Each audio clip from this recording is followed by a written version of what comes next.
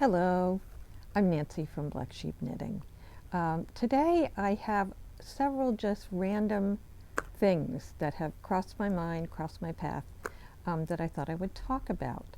One just very random thing is someone we were talking about, may have even been last week when I was talking to Irina Shar, and she was saying one of the things she wished she were a little bit better at was picking colors for color work. I started thinking about that, and I've been an artist all my life, so I don't find that I have trouble with colors at all. I can just find what I like and I do it. But I thought, well, how does someone go about finding colors that they like? And I thought, what would be a good way to do it? And I thought of two odd things. One is to look at a book of photography, color photography, and find pictures that appeal to you, because very often when you see designers or independent dyers, they'll put an inspiration photo with the yarn that they dyed.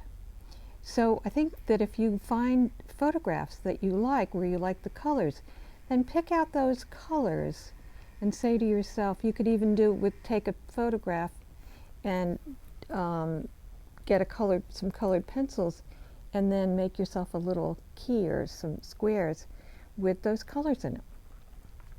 The other thing I thought of is that I love fabric, and I've sewn for years since I was a young kid, and I love to go to fabric stores, and I would love to buy all the fabrics because some of them are so beautiful. You can look online now and see lots of fabrics. You know, you can look at the KAFFE ones that he designs. His are full of color, which brings up just one quick note. There's an article on FASSETT in The Guardian. I think it was this week.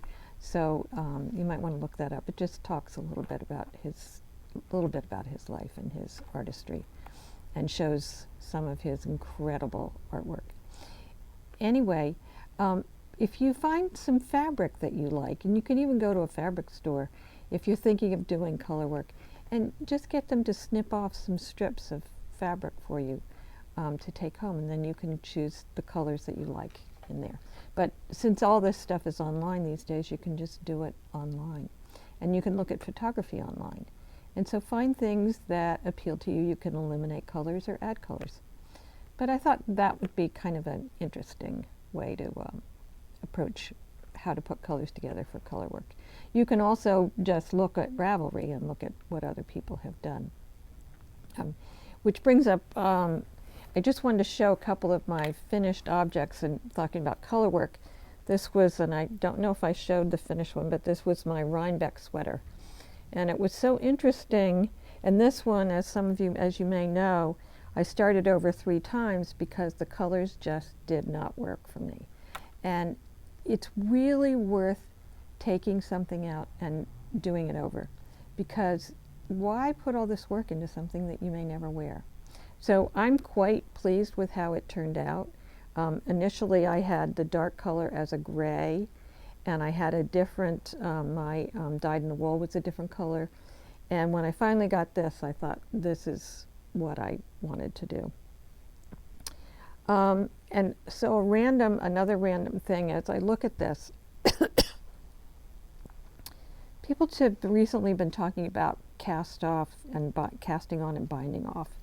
And in the pattern, one of my students, and I think I probably did not even bother to look at how Andrea Mallory designed this to cast off, but as it turns out, she recommended a Kitchener stitch.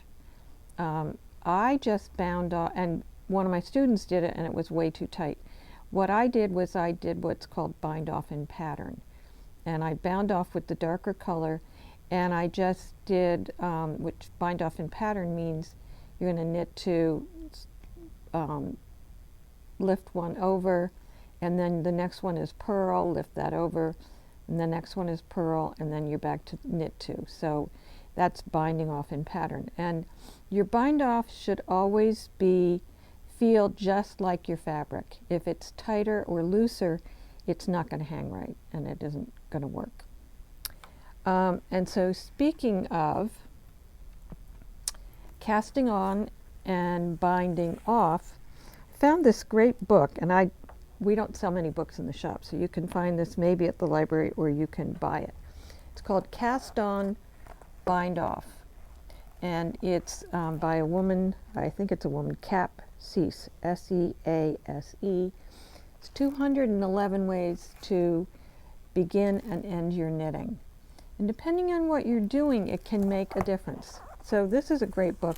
It's a wonderful book because it's spiral bound. Boy, do I love spiral bound. But it has all of these amazing, so I'll just name a few of the cast-ons.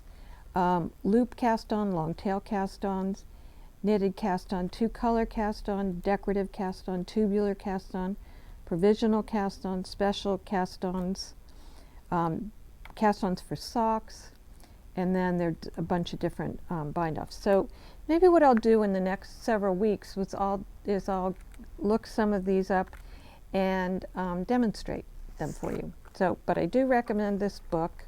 I think it wasn't expensive. Well, it was $28, but if they have it at the library, you could check at your Minuteman or whatever library system you have and get that. Something new in the shop, we just received these wonderful heavy canvas knitting bags from a company called Artifacts. They're American made, handmade, and they stand up straight. Boy, I put this down on the, this needs a gleaner or something, not a gleaner, but what do I want to say? A lint brush. Anyway, it's great. It stands up by itself. Big opening in the inside.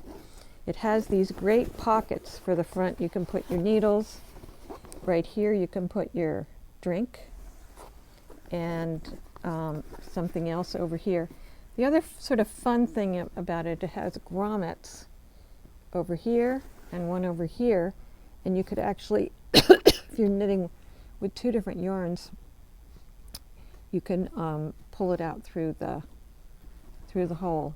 It has these great leather handles, and as I said, they're nice and roomy and sturdy, and I think they would last forever. So we have them in 4 colors. That is the olive green.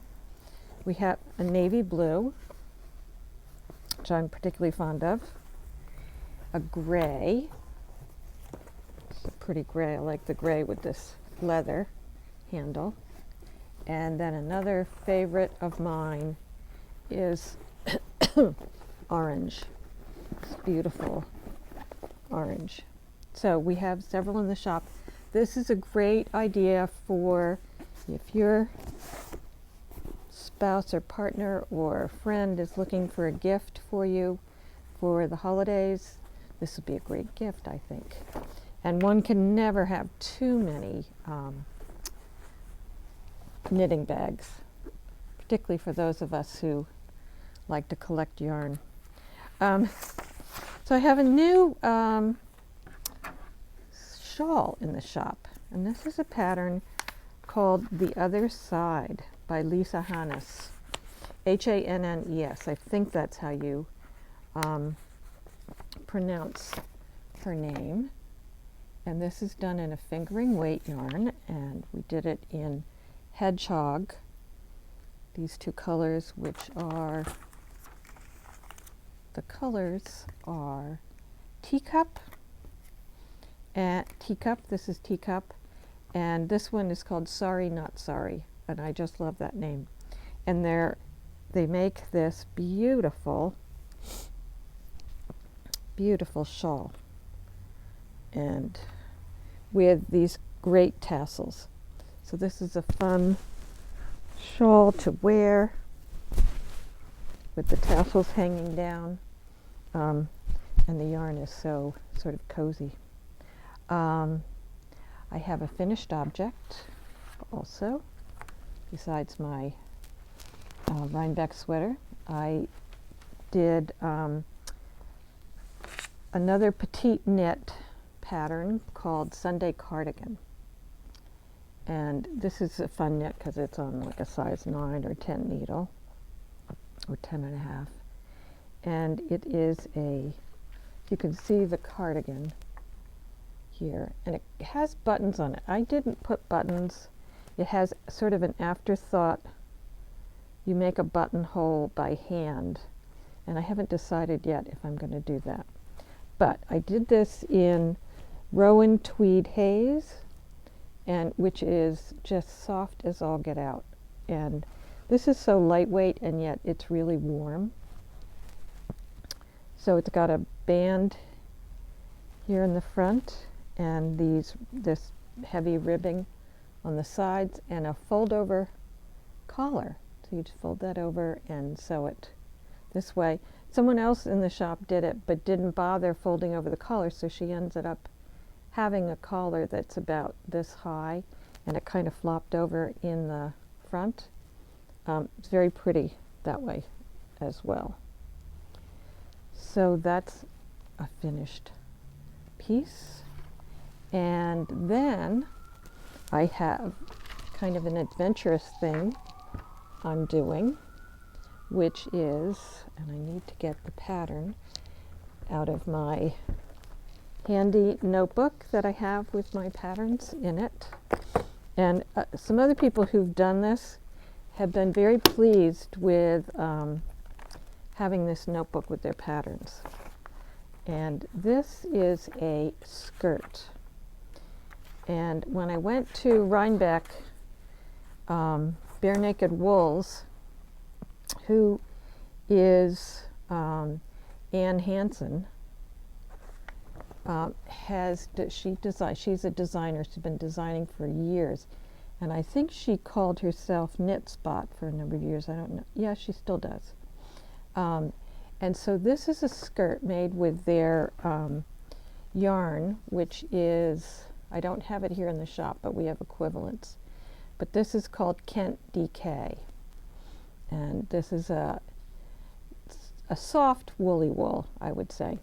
So the skirt, and they had a sample hanging there, and I thought, I've got to make this. This just looks really cool. So I've started, and this is the waistband here, which you start and you work it back and forth in the beginning, and then you close it. But what it does, and if I can find it, there's an opening. No, I can't find it, but oh, here's the opening where you'll put elastic through there for the waistband. And the rest is just knitted by a chart, and this is one of the charts, but they're very easy charts. And then you start to do decreases as you go down. And someone made a dare for me today, said, I dare you to wear that. Well, I fully plan on wearing it. Probably with some tights, some black tights or something, and another fun sweater. So I'm enjoying doing this. It's kind of fun. And we have, as I said, if anybody's interested in doing it, I don't have this particular wool, but I've got others that are very similar that you could substitute. When you do something like this, you want to be sure, for two reasons you want to be sure you get gauge. One is that you don't want it loose, because then you would see through it. And the other one is, if you don't get gauge, it's not going to fit. And you want to remember to, after a little while, I will probably put this on my barber cord, which you've seen, where you slide all your needles onto this pink, they're all different colors, these, the tubing that, am I saying that right? What is the word for it, what it is? Robin's going to go get one. And you can slide it on there. You could do it halfway or do it all the way through. So that would go on your needle, and then it pulls through, the cord pulls through, and then you can take your needles out and you can try it on. And this is what I was talking about, the barber cords. So there's several in here. And if you don't have these, you might want to get them. They're not expensive. And I've even taken, they give you, I think, 3 or 4 in here. I've cut them in half and use them for sleeves, but you just are going to put it on here, and you want to push it pretty far on so that it doesn't slide off, and then it just goes in here and substitutes for your circular needle. So I will do that soon because I don't want to do all this work and then not have it fit. And if I block this out, if it's too tight and I decide I'm going to block it out, it's going to end up not being knit tight enough. So this is one thing where you don't want to be loose because you don't want to see through your skirt. So that's that project. And then I have one other, and I've always wanted to do this just because I love, this is the Hitchhiker, which somebody said, oh, I've made several of those, and I can't believe you're making one, because I tend to make more complicated things. But I just have a desire to have this shawl. So this is what I'm doing. I have a sport weight yarn. This is from Feederbook Farms, but it's very similar to, you could do this with SPINCYCLE dyed in the wool. And so I've started here. It has these little sawtooth edges here. And I'm started with this colorway, which has a lot of colors. It changes color, as you can see. And then, and I want this to be a nice big shawl so I can keep going on this to make it big. What I'm going to do partway through is I'm going to do every other row with this solid color. This is my plan so far, so it could change. And then I'm going to drop this color and pick up this color and do every other row with that, and then end with just this by itself. So I'm hoping that when I wrap it around me, I'll see lots of color and color change. So, you know, if you were knitting a scarf and you had two different dye lots, and you knit it and you finished it and you were like horrified that maybe they didn't look the same, don't forget, you never see a scarf laid out flat. It gets wrapped around you. So if the color changes a little bit, so much the better. So I would never worry about dye lots with something like that. I just brought out a few examples of colors that you could do. And incidentally, we did get a new shipment of SPINCYCLE dyed in the wool and one new color in Dream State. So do come in and check those out. But like, you could do something with something like that with two colors, or you can just do all one color of SPINCYCLE, and the color is going to change all the way through. But putting two together is kind of a fun idea. You could also do it striped all the way, where you would just do 2 rows of this color, 2 rows of this color. So these are just some, or you could even do 3. What about that? Aren't those beautiful? So you can take, I guess my point in showing you this is that you can take a very simple pattern that maybe you did, a lot of people did it, I'll do it this way, in a solid, or this one's in a variegated, but you can do variations of that same pattern and have something completely different. So I'm not much of a rule follower, and I don't do patterns the way they tell me a lot of times. I like to do my own thing, which makes it much more fun. So that brings up something else, what I'm wearing.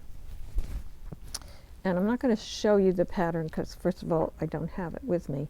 And I can't remember the name of it. But that doesn't matter, because this sweater, this is a fingering weight and a lace merino, silk lace merino held together, which made probably it's close to a DK, sport weight DK, I think probably sport. And I was all set to do a sweater that I found that was long sleeved, and it was kind of fitted and long, and at the bottom it had eyelets and then lace in between. And there was supposed to be the same thing on the sleeve.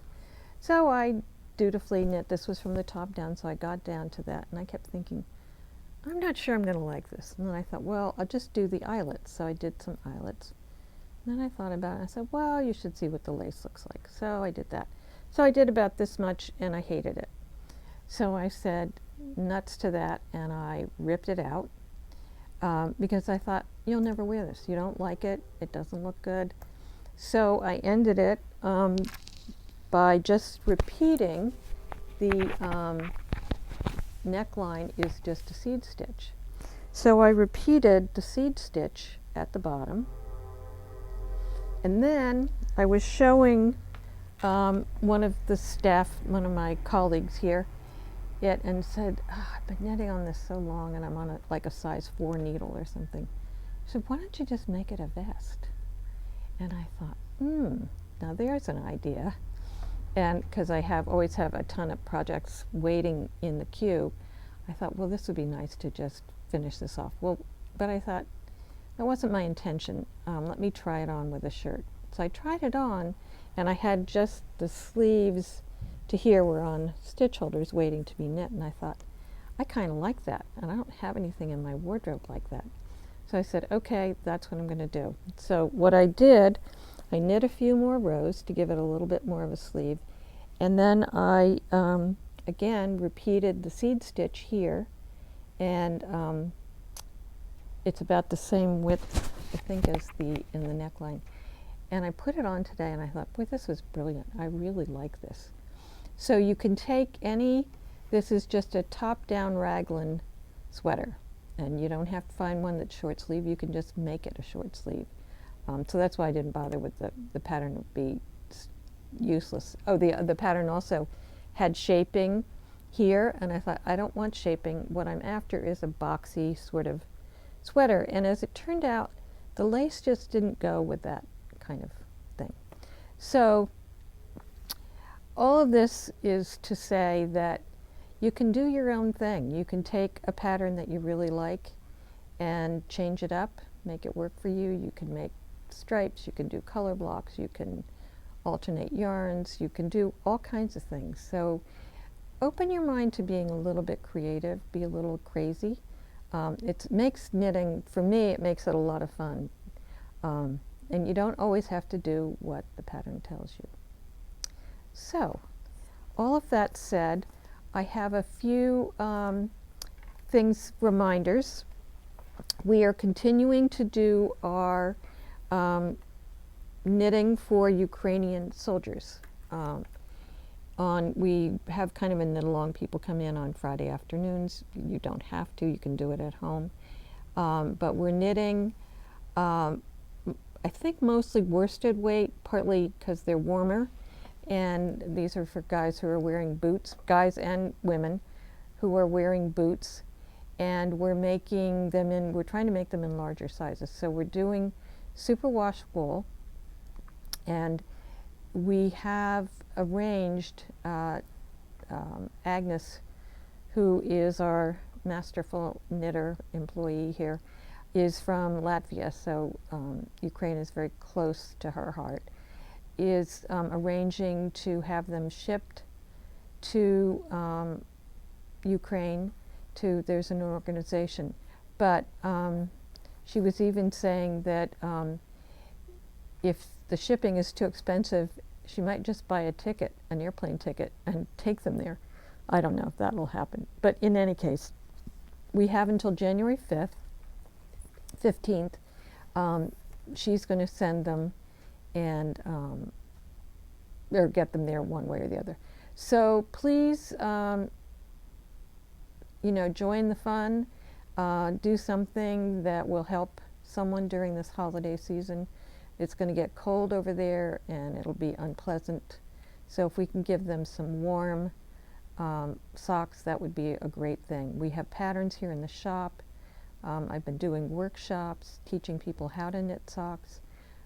If you need some help, come in on Friday afternoons at 3. We'll be here, and we can get you started. And the good news is you can knit these on a size 6-7 needle. But they do have to be a superwash, and we recommend wool. We have lots of choices here in the shop. The next thing, I wanted to remind you that we are once again offering our holiday surprise gift boxes. They're going to be available till about the end of the month. I can't remember. I meant to look it up last week and I forgot again this week. I think it's around the 21st. So you can order it online, or you can call the shop and order it. We may even have a few left over in the shop for people just coming in. But they've always been a hit for when someone doesn't know what to get you, which is very often the case with a spouse or a partner. This is a good surprise box, because you won't know what's in there, and they're all individually wrapped gifts. So I hope everybody has a great week of knitting. The frost is finally on the pumpkin, and although the days seem to warm up a little bit, but it was in the 20s the other day when I got up, so that's kind of reassuring, I guess, to see that we are really going to have fall. So enjoy your knitting, and and by the way, if you have questions, put it in the comments below, and we'll try to answer any question you might have. And don't forget, if you haven't subscribed to our YouTube channel, or you have a friend who hasn't subscribed, you can subscribe them or yourself. Send us an email and we'll enter you into our drawing for a $100 gift certificate. That ends next Tuesday, I believe, on the 15th. So do it as soon as you can. Doesn't hurt to have a $100 gift certificate during this time of year. So again, cheers, have a good week. Bye-bye.